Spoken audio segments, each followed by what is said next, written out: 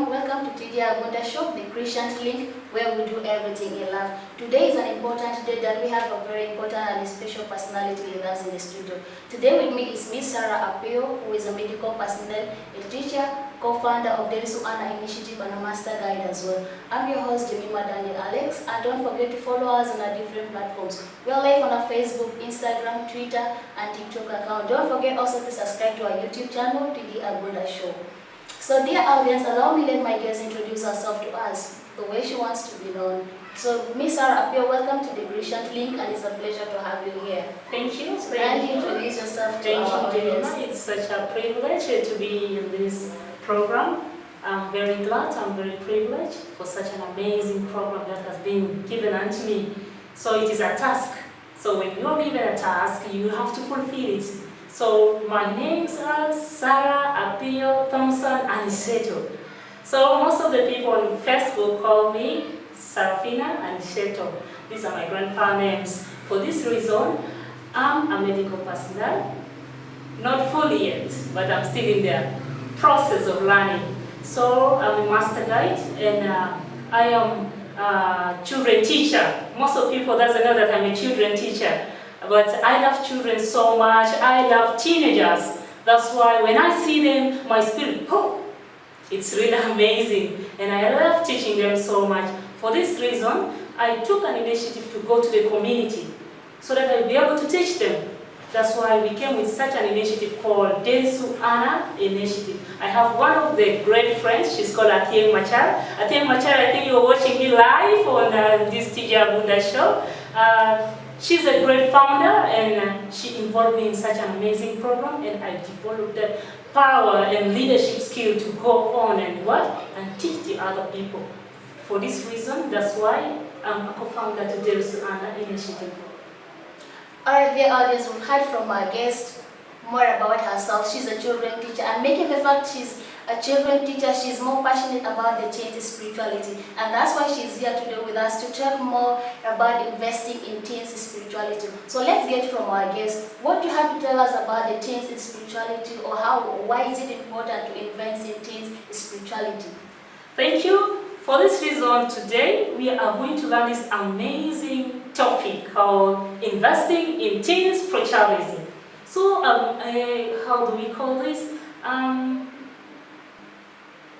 Amazing way on how we can go to teach others, like the teenagers, about teen spirituality. That's why when the invitation was given to me, I have to sit down and think so deeply. It was so hard for me. But for this reason, I came with this topic to teach all the teenagers outside there, wherever you're watching us from. We are talking about investing in teen spirituality, valuable asset for churches. What can we say about this? Maybe we can define it live. If you're listening to me, investing in teen spirituality refers to the effort made by churches to develop the teenagers in their moral faith. That is what I can say about this definition. Because if we invest in teenagers like in the church, we need to put the spiritual impact in them so that when they go out, they'll be able to tell the community that truly they have been in Christ. Alright, this is what she explains to us about the meaning of investing in teens' spirituality. And from what I get from her is, what can you tell us, like, at teens, we have some kids that comes from families that their parents are not Christians, and then coming to church, you find that the church have to train them up. So what are some of the key components that the church will do, at least in improving the teens' spirituality? Yeah, what the parents who are not Christians have to do, they have to go out and teach the community. First of all, we call it community outreach. When the church have invested this in their churches, and they go outside and they teach the people about Christ. And the teenagers who are outside, when they see the teenagers inside the church, their life is a little bit different. When we see that there's this behavior in Christian teenagers and the behaviors in the teenagers who are outside whose parents are not Christians, and when we look at them with that impact, when they see the two differences, they'll be able to come to Christ. That is what I can say for now. Because outside there, people are not mingled with Christ. But when we are invited to go out as church members, as teenagers, we'll be able to sit down and teach the other teenagers. Okay, again from your questions, from your answers, there's some questions maybe I would like to ask you. You know about going to community outreach. When you're going to the community, you're facing different colors of people. You know, we may have, not everybody out there is a Christian, right? Mm-hmm. We have the Muslims, we have the Orthodox, and when you talk of the teens and the kids, they don't segregate themselves, whether they're Christian or Muslim and Orthodox, you find they're always together. You as a children teacher, when you're facing such kind of people, I don't know, what do you normally do? What tactics do you use to reach both the children from the Muslim families and the Orthodox and the Christians, making the fact that their parents may not like the Christianity idea? Okay, what I do as a children teacher, I gather them with love. Like when we have the TMI programs going on, there are many people from different communities, they come for the program.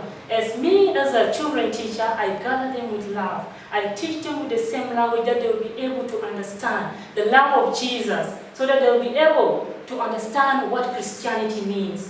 When we teach love in teenagers, it presents more. It reflects the character of Christ.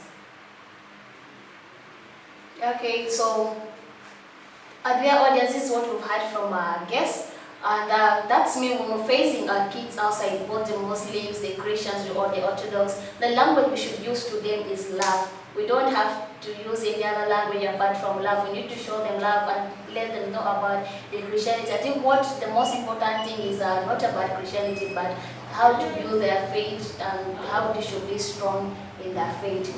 So dear guests, what do you have to tell our parents at home? Because the kids may not be always in the church, but there are also duties of parents in making up the spiritual life of their children. What do you think is good, or what do you think they should be doing always at home to their children? Okay, what I can say for the parents outside there to do, in the evening hours, this is a time that we have all with our children at home mostly.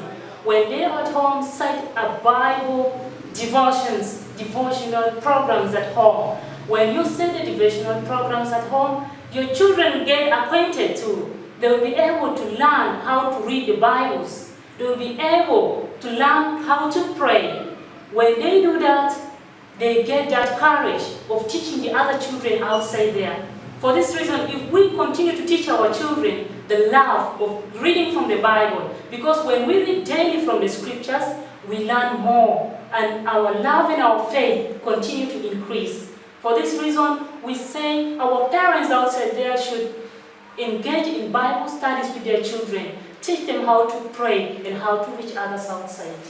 Okay. Thank you so much, dear audience. We've heard from our fellow guests of today that for us who are moms, we can as well teach our children. You know, it's not only the duty of the pastor in the church or the children teacher herself in the church to train up our children about their spiritual life, but we as parents at home, we can do the same thing. We can teach them how to read, when we explain to them the Bible lessons. We can teach them how to pray or how to sing or how to live just a very good and respectful life as children of God. So thank you so much. We're going for a short break and we will come back again.